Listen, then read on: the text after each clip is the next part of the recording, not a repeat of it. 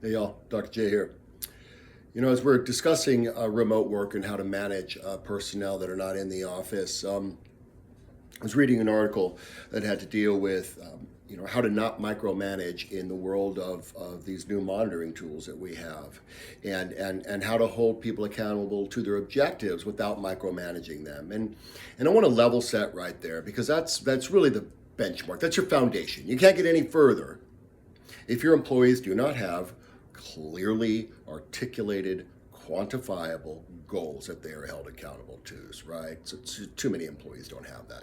So let's just assume that you've done the work and every remote employee has clearly quantifiable outcomes. Then, basically, it's how do you get out of the way and help them do that, right? So it's easier said than done. So, the conversations that I recommend having with them are number one, what is your goal, right? Ask them that, make them articulate it. Number two, when is it due? Ask them that, make them articulate it, right? Don't do this every time, right? Level set on the goal until it's achieved, and then you do the rest of it along the way. Then you're asking, what do you need to accomplish your goal, right? And this one can be tricky because oftentimes but you will get someone who wants to run you down a rabbit hole of they need something else in order to reach their goals. And so you oftentimes will have to play Columbo. And if you don't know what I mean by Columbo management, please DM me. Happy to have that conversation and help you along. Of course, I'm doing this to help. But really, you have to ask open-ended questions to get them to realize that they actually have all the resources they need to achieve this goal, or they wouldn't have the goal in the first place, right? So what is your goal? When does it due? What resources do you have to accomplish it? Then here's one of my favorites. What's going to stand in your way, right? Once you've level set that they know what to do, what it's due, and they have what is necessary to do it, what's going to stop them, right? And this is one of my favorites, right? Because oftentimes what you'll get is nothing. Now you need to dig a little deeper in this, right? You need to say, okay, so let's talk a little bit more about that.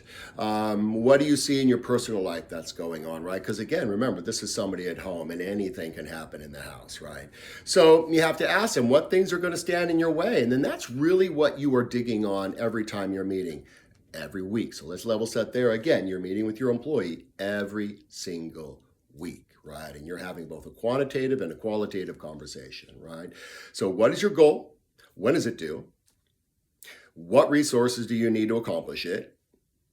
What's going to stand in your way, right? And then that's what you're digging on the whole way through. And you're holding your people accountable to accomplishing their goals on a 24-hour clock, not an 8-hour clock. Because once we're working at home, our clocks shift, and you have to recognize that it now becomes asynchronous productivity, and they're working on a 24-hour clock. Some of us rock really well 2 o'clock in the morning, better than 2 o'clock at 2 in the afternoon. Now, granted, if this is a person who works with customers and they have to be online during a set given of time, then that's their shift and they have to be there. That's a different type of environment. I've managed those teams. I've managed both types, those who have to be on a set clock and those who do not. And the questions are still always the same. What is your goal? When is it due? What do you need to accomplish it? And what's going to stand in your way? All right. I wish you all the best of luck today. Peace to you.